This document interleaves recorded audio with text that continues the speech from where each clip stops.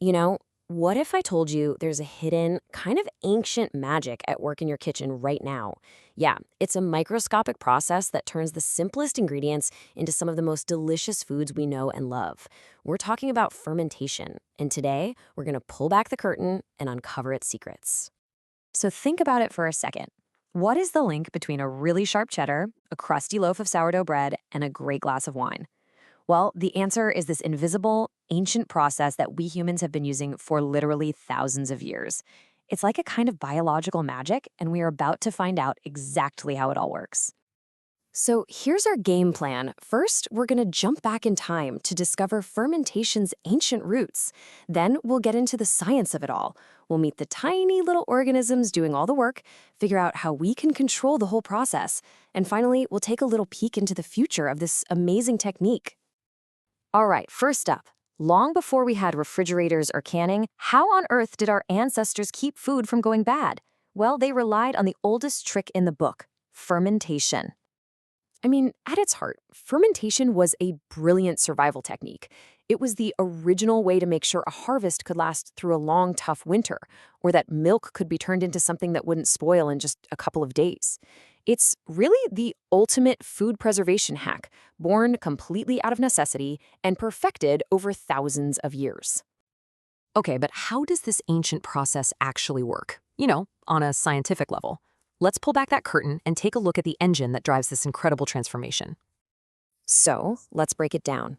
Basically, you've got these tiny microorganisms, like bacteria and yeasts, and they're eating the carbohydrates, the sugars, in food. But here's the key. They do this in an anaerobic environment, and that's just a fancy way of saying there's no oxygen around. It's pretty much a metabolic party that kicks off once the air is gone. And what happens at this party? Well, the microbes produce byproducts, and the main ones are acids and alcohol. And this is where the genius of the process is. These byproducts are natural preservatives. The acid, for instance, makes the food's environment totally hostile to the bad microbes that cause spoilage, while also creating those amazing, complex, tangy flavors we love in things like kimchi and yogurt. Now it's time to meet the microscopic workers who are doing all the heavy lifting. I want you to think of them as tiny, invisible chefs, and each one has its own unique culinary specialty. So in the world of fermentation, our microbial workforce is made up of three main groups. We've got bacteria, we've got yeasts, and sometimes even molds. Each one of these plays a really distinct and vital role in transforming our food, and they often work together in some pretty fascinating ways. And what's really interesting is there's a specific order to how they work. It's almost like a microbial relay race. The bacteria usually kick things off, they do the initial work, and then they pass the baton to the yeasts, and maybe even the molds, who continue the transformation. Let's focus on the two biggest players for a second. Bacteria. These guys are our acid specialists. That signature tang you get in yogurt or the sharpness of vinegar, that's all thanks to bacteria. Yeasts, on the other hand, they are the absolute masters of producing alcohol and gas. They create the alcohol in beer and wine, and of course the carbon dioxide that makes our bread so light and airy.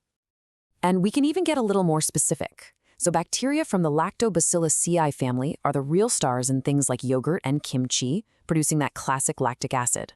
Meanwhile, yeast species from the Saccharomyces genus, well, they're the powerhouses behind beer, wine, and bread, just churning out alcohol and CO2. Now, you might be thinking this whole thing sounds like it's just down to chance, but it's not. Not at all. Successful fermentation is actually a carefully controlled biological battle, and the goal is to make absolutely sure that our preferred microbes, the good guys, come out on top.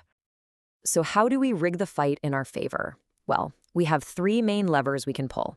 We can control the acidity, or the pH level, to create an environment where only our acid-loving bacteria can really thrive. We can add salt, which is great because it draws out water and stops a lot of spoilage microbes from growing. And of course, we can control the temperature to hit that perfect sweet spot where our little microbial workforce is happiest and most productive. So you see, we're not just leaving food out on the counter in hoping for the best. No way. We are actively creating the perfect conditions that favor our tiny chefs, while making life really, really difficult for those unwanted microbes that would cause spoilage. We're essentially stacking the deck to get the delicious results we want every single time. This ancient art has come such a long way. It's moved way beyond the kitchen and into high-tech laboratories, where it's actually powering the very future of food. And the tool that's taking fermentation to this next level is biotechnology. In essence, biotech is the modern science of using living organisms, like our microbial friends, to create and modify products. It's fermentation with a 21st century upgrade. With biotechnology, we have incredible precision. We can select specific microbial strains to make yogurt even creamier or to make cheese more flavorful. We can extend shelf life. We can modify products for specific nutritional needs. And we can even create entirely new flavors and textures that were just unimaginable before. And all of this leaves us with a really fascinating question. We've gone from a simple, ancient survival technique all the way to a precision science.